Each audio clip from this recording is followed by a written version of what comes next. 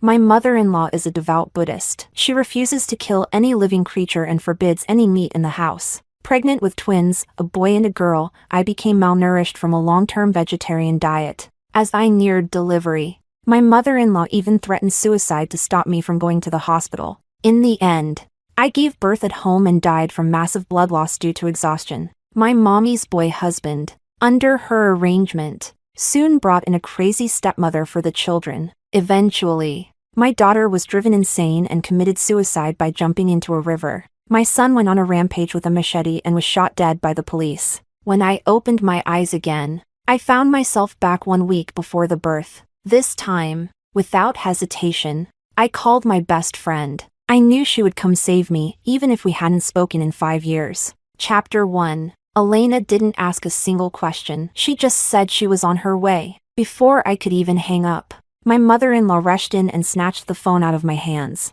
Because of that, I didn't notice that just 1 second before my call, a large sum of money had mysteriously entered my bank account, and a message from Elena retracted before I could read it. I told you phones have radiation, and you're still playing with it. Jonathan, take her phone and keep it away. My mother-in-law glanced at my belly with a hateful glare. I don't want my precious son raising 2 freaks. Jonathan quickly took the phone from her hand and looked at me. Yeah, listen to mom. No more phone. Come on, let's eat. Seeing a whole table of vegetarian dishes made me feel even more nauseous, and I rushed to the bathroom to throw up. My mother-in-law's cursing followed close behind. Most women gain weight during pregnancy, but I was already skin and bones. In my previous life, it was due to severe malnutrition, along with my mother-in-law forbidding me from going to the hospital, that I died during childbirth. Thinking of that, I stopped wasting my breath and went back to my room to pack my things. Soon, Jonathan came in holding a can of protein powder. Sweetheart, if you don't want to eat, at least the 2 little babies in your belly need some nutrition. Be good. Mom told me to bring this to you specially. He handed over the can as he spoke. I glanced at it and moved even faster. Do you not recognize the words "not suitable for pregnant women"? I told your mom 6 months ago that this was expired. She didn't get it. Can't you read either? With that, I snatched his phone out of his bag, grabbed my suitcase, and headed for the door. Jonathan thought I was just throwing a tantrum and tried to stop me. Mom said it's okay even if it's expired. It's still nutritious. I raised my hand to slap him, but I swung too hard and smashed the phone on the floor. My mother-in-law came to try and persuade me. I picked up the phone and was still heading out when Jonathan got angry. Helen, don't be ungrateful. My mom was already being so humble, and you're still acting up. Where is your sense of manners? She's experienced. You should just follow her lead. Why are you being so unreasonable? Just then, a red Porsche pulled up in front of the house. A woman wearing sunglasses got out and rushed toward me. A long-lost smile finally returned to my face. I knew it was Elena coming to rescue me. Of course, that drew the attention of both mother and son, but they always looked down on rich people anyway. So young and already clinging to a sugar daddy? Shameless. Elena ignored my mother-in-law's snide remark, smiled at me, and took my suitcase. Helen, I'm here to take you home. After 5 years apart. Hearing those words made my tears flow instantly. When Jonathan saw someone trying to take me away, he rushed forward and grabbed my suitcase. Helen, this woman clearly isn't a decent person. Don't go with her. He had no idea that Elena and I had known each other for 28 years. If it hadn't been for him, Elena and I would have never lost contact. When Jonathan refused to let go of my suitcase, Elena simply released her grip. Forget it. Helen, I'll buy you a new one. Then she grabbed my hand and pulled me into the car. Jonathan immediately stepped in front of the vehicle. Helen, don't go with her. I'm your husband. I have to take responsibility for you. As soon as the words left his mouth, Elena opened the sunroof and shouted, "Arms akimbo, WTF. Did you just call her Helen? Get the hell out of the way and stop blocking my path." Then she tossed the divorce papers out the car window. Sign them, pronto, or I'll go straight to your factory boss and have you fired. I've got plenty of sponsors, don't test me. Hearing that, my mother-in-law quickly rushed forward and dragged Jonathan away. Jonathan, This job was something your father spent his whole life fighting for. Don't throw away your father's efforts over someone irrelevant. My mother-in-law really had a way with words. As soon as she finished speaking, Jonathan picked up the divorce papers and stepped aside. Seeing this, Elena smiled at me and started the car. In the rearview mirror, the silhouettes of that mother and son pair gradually disappeared into the dusty horizon. And with that, my nightmare finally came to an end. Chapter 2. Soon, Elena drove up to a beautiful villa and handed me a set of keys. Seeing my hesitation, she took off her sunglasses and raised an eyebrow at me. You didn't seriously think I was some rich guy's sugar baby, did you? Relax, everything here. I earned it myself. Every cent is clean, and every cent includes a share that belongs to you. I shook my head frantically. I knew she was capable of it. She smiled and pushed open the front door. As I looked up, everything before me felt so familiar. I realized Elena had decorated the house exactly according to the way I once described it to her. The thought made my nose tingle with emotion once again. Elena and I were both orphans. We grew up together in the orphanage, relying on each other. To call her my best friend doesn't do it justice. We were more like sisters. During our senior year in college, Elena went abroad on business. By chance, I met Jonathan, and after falling for his sweet talk, I ended up marrying him. When Elena found out how impulsively I'd gotten married, she scolded me like there was no tomorrow. Out of spite, I moved in with Jonathan right after graduation. As my life gradually worsened, I became too ashamed to contact her. In my previous life, I never saw her again, not even before I died during childbirth. Seeing me feeling down, Elena quickly pulled me into her arms. It's okay now, Helen. From now on, I've got your back. Then she dragged me to the hospital for a checkup and to reserve a delivery room. She even booked an entire floor at a postpartum recovery center just for me. But when we returned to the villa after handling everything, we found Jonathan waiting for us. Seeing us, and the grand villa, he looked visibly uneasy. Hello, ma'am. I'm sorry. I didn't realize who you were before. My apologies. But my mom still insisted I come bring Helen back. She's about to give birth. She shouldn't be running around. Looks like Jonathan wasn't as clueless as he seemed. He had already figured out who Elena was. He reached out to grab my hand, but I slapped it away. I'm not going back. Just sign the divorce papers already. Jonathan remained pitifully submissive. Helen, look. Elena clearly doesn't have experience with pregnancy. She doesn't know how to take care of you. You'd better hurry up and go back to your mom. Apologize nicely. She won't hold a grudge and will take good care of you. I looked at the postpartum center contract I just got, then sneered. What if I want to eat chicken? Is your mom going to butcher it for me? Jonathan looked awkward. How about this? Whatever you want to eat today. I'll take you to a restaurant and let you eat your fill. But once you come home, you have to stop giving mom a hard time. Elena couldn't take it anymore. Let him go back to his mommy then. She pulled me inside and slammed the door shut behind us. Chapter 3. For the next few days, things were peaceful. Elena and I felt like we were back to our old days, depending on each other to get by. That was until Jonathan and his mother showed up at the villa. We weren't planning to open the door, but I started bleeding, while Elena was scrambling to gather my things. We were blocked by Jonathan and his mom. It was Jonathan's mother, Monica, who spoke first. Jonathan isn't signing the divorce agreement. We looked into it. This villa is under Helen's name, but you didn't include that in the divorce terms. That's not acceptable. She folded her arms arrogantly, clearly waiting for us to beg. I looked up at Elena. She didn't say anything. It was true. The house was in my name, and I knew exactly what they were planning. If they actually went to court, they could walk away with a few million. At this point, I didn't care about working at that small factory anymore.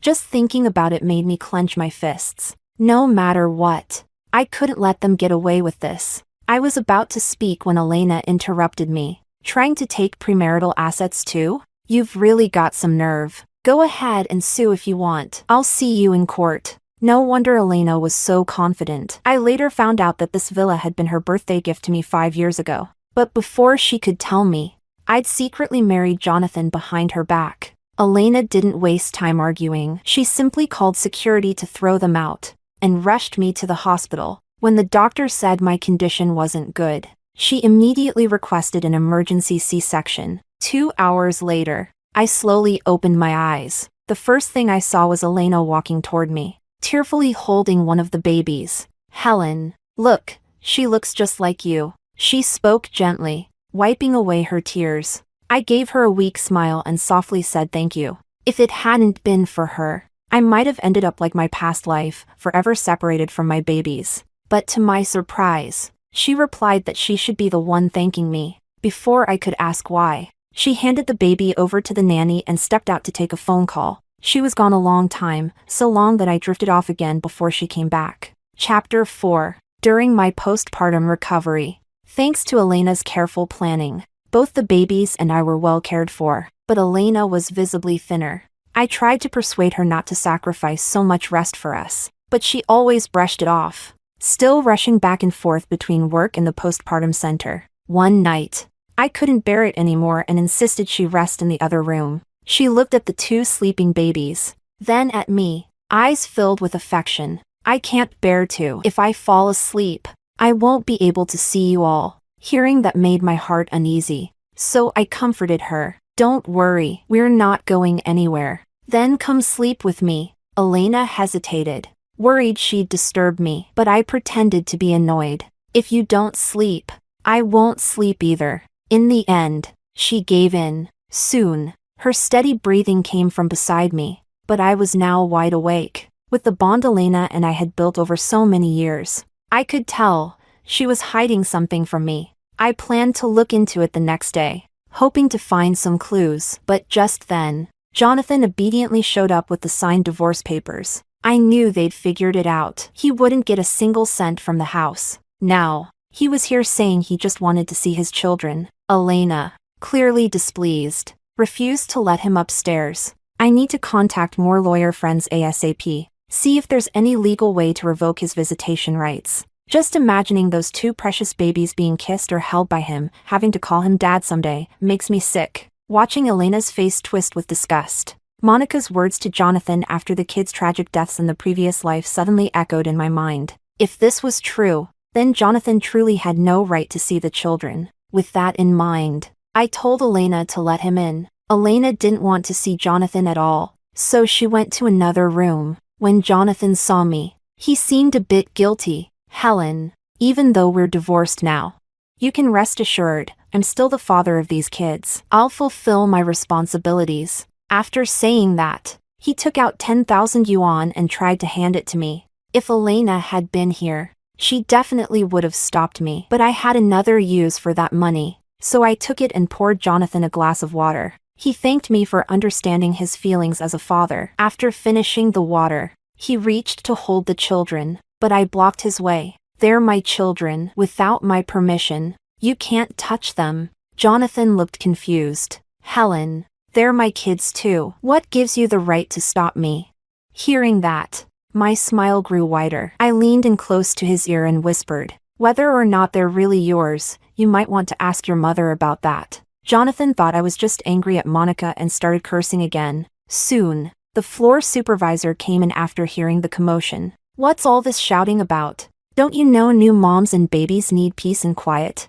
Escort him out, he's not allowed back in next time." And so, Jonathan was once again dragged out. Meanwhile, I took the 10,000 yuan and the glass he drank from, and contacted the paternity testing center. Chapter 5. A few days later, the test center sent back the report. Seeing the conclusion on the paper, a chill crept through my heart. As expected, Jonathan wasn't the father. Elena noticed the heavy expression on my face and asked what was wrong. I handed her the report directly. After reading it, she gave me a thumbs up. "You're amazing, even a fake paternity test you managed to pull off." But seeing how serious I looked, her voice trailed off until she eventually choked back a sob, because she realized it was real. "Helen, what kind of life have you been living all these years? Why didn't you contact me earlier?" I smiled gently at her. "It's okay, it's all in the past now." Just as I finished speaking, Jonathan, still unwilling to give up, showed up at the door again with chicken soup, trying to force his way in. Chapter 6. This time, Elena confidently blocked Jonathan at the door. Jonathan tried to threaten her with legal action, but Elena simply smacked the DNA test report in his face. "Read it!" Jonathan reluctantly glanced at it, then looked at me, face turning ashen. "Helen, you really have your tricks. You even managed to get a fake paternity test? Or was it that you cheated on me and had those two bastards with another man?" Seeing the look on his face, I knew he hadn't asked Monica about any of it. Well then, I'd have to be the one to tell him. "You only know the twins were conceived through IVF. But what you don't know is, your sperm was completely non-viable, all dead. It was Monica who went behind our backs and got free donor sperm from the hospital. She even lied to me, said I was the one with the problem, and tricked me into signing all the forms in secret. Do you know why Monica didn't want me giving birth at the hospital? Because everything was recorded there. If I went, the truth about the kids would come out." He looked shocked. So I continued. "Looking back, how stupid was I? Huh? But I guess it turned out all right in the end. Now, biologically and legally, these kids have nothing to do with you. And after all, Monica is your mother. Everything she did was for your sake, right? Think about it. If you'd known you were infertile, how devastated you'd be." At that, Jonathan dropped the chicken soup he'd brought. It spilled everywhere. He stammered, trying to explain himself, then turned and left in a panic. This time, he'd definitely go and confront Monica. Just thinking about Monica's reaction made me want to laugh. Sure enough, just as I got my repaired phone back, Monica started calling nonstop. I ignored her. Then it was Jonathan calling. Seeing the phone screen flash repeatedly, Elena simply shut the phone off. "I bought you a new phone. Got you a new SIM too. They won't bother you again." Then she turned to me with a curious look. "Helen, how do you know all this?" I couldn't bring myself to tell her what I experienced in my past life, so I just said I overheard it by accident. Seeing her still a bit doubtful, I smiled and pulled her closer. My former mother-in-law's secrets don't end there. After the twins' 1-month celebration, we moved back into the villa from the postpartum center. Elena said we had to celebrate properly and hired chefs and assistants to prepare a banquet for the occasion. Just as everything was ready and the ceremony was about to begin, Monica showed up again to cause trouble. When we didn't open the door, she stood outside cursing loudly, said I was a jinx who drove a wedge between her and her son, said I made up lies to ruin their happy life, said Jonathan hadn't been home for almost a week after learning she secretly swapped the sperm. If you ruined my life with lies, don't expect your life to go well either. Starting today, I'm camping right here at your doorstep. I'll shout every day. Let everyone see what an unfilial daughter-in-law you are. She was about to keep yelling, but I opened the door. She thought I was coming to beg for forgiveness. But the next second I said something that made her go mad. You swapped the sperm behind our backs. And honestly, I should be thanking you for saving me from such a huge mess. Oh, and by the way, not only are my kids not part of your family, but Jonathan isn't even your husband's biological son. Is he? Auntie, tell me, after you die, do you think the Buddha you worship every day will forgive you? At that, Monica visibly trembled. The prayer beads she always wore slipped from her hand and scattered across the floor. You're spouting nonsense again. Be careful or the Buddha will punish you and your children too. I didn't waste words with her. I pulled out photos taken by a private investigator and tossed them in front of her. In the photos, she was eating and strolling together with the man from next door. Monica sneered when she saw them. What do these photos prove? I'm a widow. He's a widower. Who can stop us? I stuffed the photos into her pocket, then pulled out another paternity test report. This time, she was truly speechless. Chapter 7. Where did you get all of this?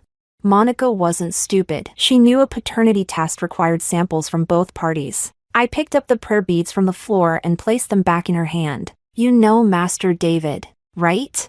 He said it was you who brought him the hair and nail clippings of the neighbor and Jonathan. Said you even begged him to help sever the father-son bond between them in this life. Oh, and by the way, Master David also has another job. He's a private investigator. As soon as I said that, Monica's face turned ashen. She knew her secret was out. I thought this would make her back down, but in the next second, she suddenly grabbed a fruit knife from the table and pointed it at the cradle. If you dare tell Jonathan anything, I'll end this baby right now. The baby burst into loud wails. Elena panicked and begged me not to say anything. Looking at Monica, who still showed no remorse, I sighed deeply. If that's how she wanted it, then like in my past life, I'd let someone else tell Jonathan. I promised her we wouldn't say anything, on the condition that she never appear before us again. She agreed and finally lowered the knife. If you tell Jonathan, I'll die and take you all with me. The moment she finished her threat, we heard Jonathan's voice at the door. Panic flashed across her face. She quickly hid the knife in her bag and rushed over to kneel in front of me. Helen, I know I was wrong. Please don't tell Jonathan. I wronged his father. I wronged Jonathan. I wronged you. Please. I'm begging you. She made a move as if to kowtow to me. Helen, I will never disturb you again. Never again. I knew she was now putting on a show for her son. I didn't intend to pay her any attention, but Jonathan suddenly rushed in and slapped me across the face. You *TCH. What did my mother ever do to you that you torment her like this?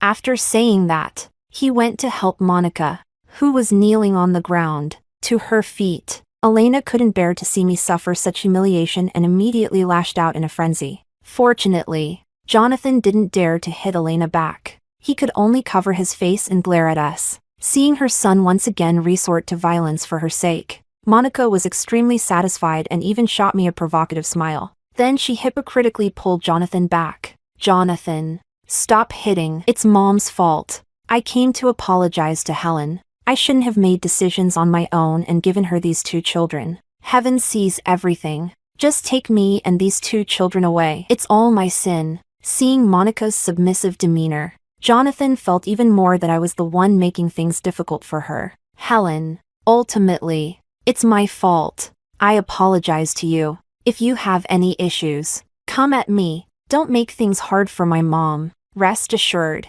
after today, we won't have any more involvement with you. After speaking, he pulled Monica to leave. Monica was worried I couldn't hold back and would expose her deeds. As she walked, she pointed at my 2 swaddled children and the knife in her bag. Elena kept me and the 2 children protected in her embrace until the 2 of them were completely out of sight. Afterwards, Elena tenderly rubbed my face, and I gently wiped her hands. Looking at the mess all over the floor, we exchanged a smile. At this point, the full moon ceremony began smoothly, and our lives were about to embark on a new chapter. Chapter 8. Now I had finally rid myself of the nightmare from my past life. But Elena's health was visibly deteriorating. Compared to when I saw her 2 months ago, she had lost at least 10 pounds. Eventually, I found a medicine bottle in the trash she hadn't had time to throw away. When I looked it up online, I was shocked to discover it was a cancer drug.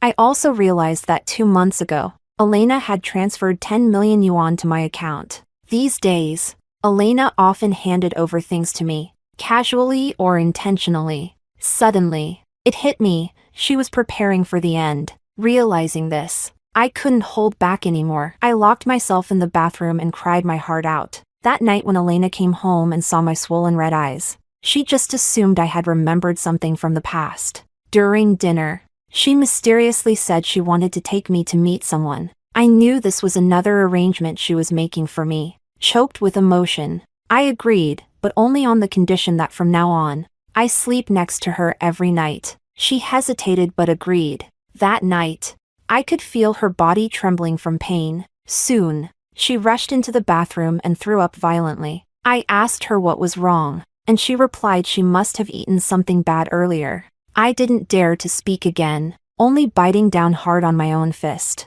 After several rounds of agony, she finally fell back asleep. By moonlight, I saw that her once thick, shiny hair had become noticeably thin. I couldn't sleep anymore. I got up and sat at the computer, contacting medical specialists at major hospitals. Very soon, one of them agreed to meet at a coffee shop. Coincidentally, it was the same cafe where Elena had arranged to meet someone with me. It was perfect, since Elena had always been reluctant to go to hospitals. To my surprise, the person Elena wanted me to meet turned out to be the biological father of the twins. Watching her patiently introduce the man to me, I bit down hard on my lip to stop myself from crying. She said the man didn't plan on ever getting married, which was why he had donated his sperm. He seemed understanding and polite, even when Elena spoke so frankly. He wasn't angry at all, just smiled at me gently. Then Elena remembered to introduce him by name. "Oh right. This is Dr. Leo. He works at a well-known hospital." After she finished, she pointed to me. "She's the mother of the twins, Helen." As soon as the words left her mouth, Leo and I both widened our eyes in shock, staring at each other, because he was the very doctor I had contacted for Elena. Before I could speak, Leo beat me to it. "So, the children's mother has cancer?" Elena suddenly turned to look at me, then quickly averted her eyes with guilt. I gently tugged her hand and said softly, "You know better than I do, Dr. Leo is an expert in this field. Let's give it a try, okay?" At this point, Elena realized I had found out about her illness. She no longer tried to hide it and instead burst into tears in my arms. "Helen, I'm dying. I don't want to leave you." Leo, seeing us both crying, didn't interrupt. He waited patiently. Eventually, Elena calmed down enough to ask, "Stage 3 stomach cancer, is it still treatable?" Leo adjusted his glasses. "Send me the full report. I'll work out a treatment plan tonight." Elena still averted her gaze, refusing to speak, so I hardened my tone and said, "Elena, if you don't get treatment, you'll die very soon. When the kids grow up, I won't even mention you to them. I'll forget you too. Maybe I'll be so overwhelmed.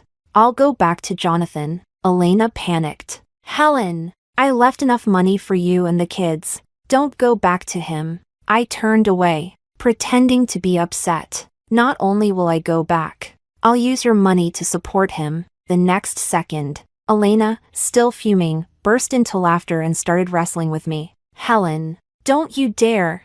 If you use my money on that mama's boy, I swear I'll come back to haunt you." Laughing, I pulled her into a hug and turned to Leo. "I'm counting on you, doctor." He nodded at me with solemn sincerity. But just as we were walking out of the cafe, we ran into Jonathan and Monica arguing at the entrance. Seeing me, Jonathan immediately rushed forward. "Helen, perfect timing. Help me talk to my mom. I've thought it over. I just can't let you go." "Don't worry. I'll be waiting for the day you change your mind." As he spoke, he reached out to take my hand. Before he could touch me, Elena shoved Leo forward. When Jonathan saw him, his face turned stormy. "Helen, are you that desperate? Barely out of postpartum and already out here looking for men." He wanted to keep talking, but I cut him off coldly. "He's the biological father of the twins." Jonathan froze mid-sentence. The words caught in his throat as his face turned red with embarrassment. Monica, standing beside him, quickly pulled him back and apologized to me. "Helen, I'm so sorry. I'll take him away right now." Following her gaze, I noticed a woman sitting inside the cafe, clearly waiting. "A blind date?" I asked. Chapter 9. Monica nodded.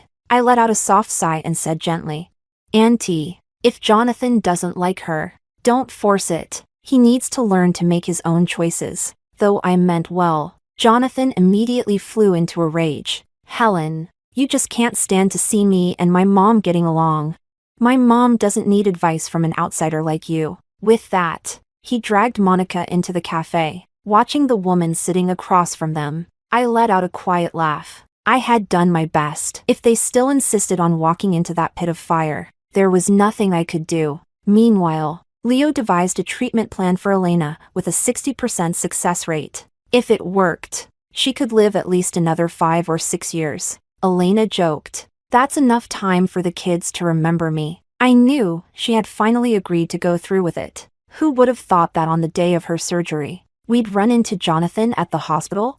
Leo explained that Elena had a rare blood type and needed to have blood ready in case of severe bleeding. Jonathan, overhearing, immediately rolled up his sleeve and offered, "I have a matching blood type. I'll donate." Elena was horrified. She refused flat out. "I'd rather wait another day." "What's one more day?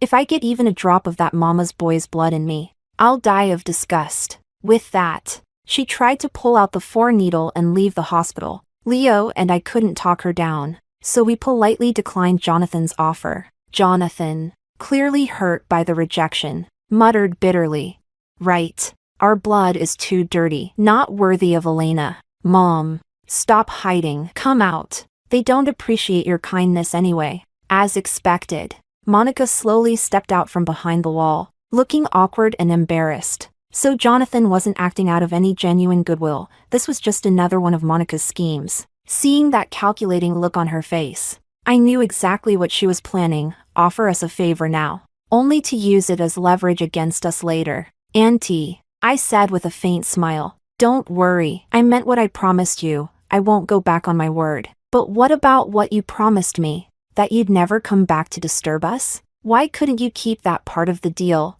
Monica's face immediately turned pale. No, it's not like that. We were really just passing by. We came to the hospital with Fiona for her appointment. It's just a coincidence we ran into you. Fiona, of course, was the woman from the cafe. At that moment, a smug grin crept across Jonathan's face. Oh, right. Fiona and I are getting married soon. If Elena's surgery goes well, you're welcome to come to our wedding banquet. Hearing that, Elena nearly stepped forward to punch him again, but I quickly grabbed her arm and shook my head. Instead, I smiled sweetly and offered my congratulations. May you have many children and grow old together. Then I playfully covered my mouth, as if I'd said too much by accident. Jonathan, left without a comeback, looked awkward and quickly dragged Monica away. As I turned back around, I saw Elena laughing so hard she nearly bent over. At that moment, she didn't look like someone facing surgery at all. Chapter 10.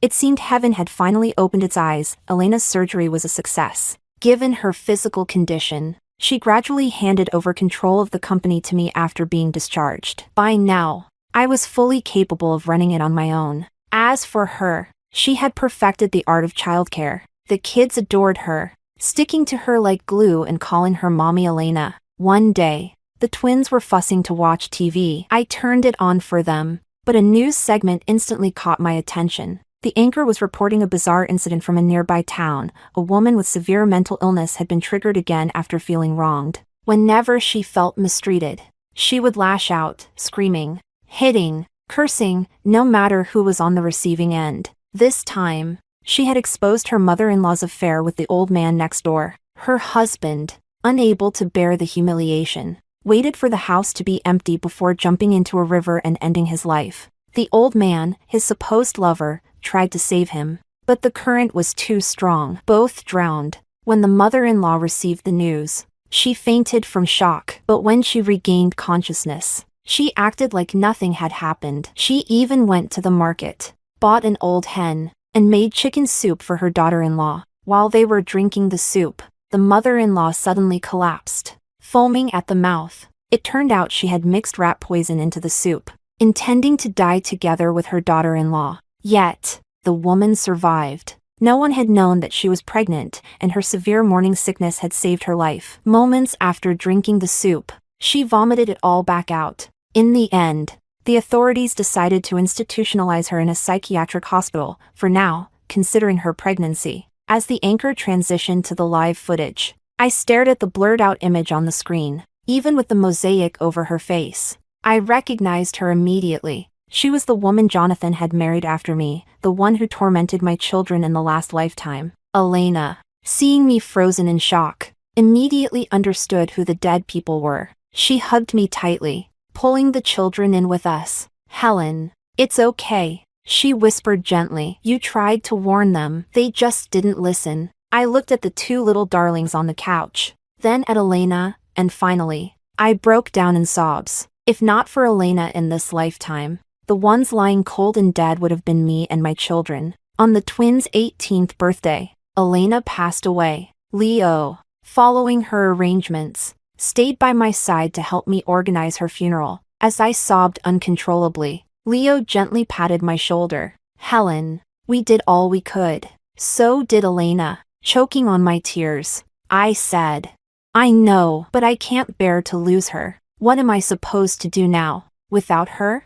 If not for her, the kids and I wouldn't be alive today. Leo's eyes were red too. He didn't try to stop me from crying, he just stayed with me. After the ceremony, he handed me a letter from Elena. In it, she recalled all the small memories we shared with her, the moments with me, with the children. She wrote that it was we who gave her a reason to keep living. It was us who helped her find meaning again. At the end of the letter, she wrote, "Helen, you always said I saved you from the fire, but if you hadn't called me that day, I wouldn't have made it. Right before I cut my wrist, I wired you 10 million and sent a message, asking why you left me without a word. But the moment after I hit send, your call came in. At that moment, I couldn't bear to die anymore. Later, I found out you were also struggling, so I made it my mission to help you get justice. And somewhere along the way, I found happiness again. Helen, thank you. Thank your children. Thank you for giving me another chance at life." When I finished the letter, I stood there frozen. I realized, when I died in childbirth in my past life, Elena had already taken her own life. And that phone call? It didn't just save me. It saved both of us.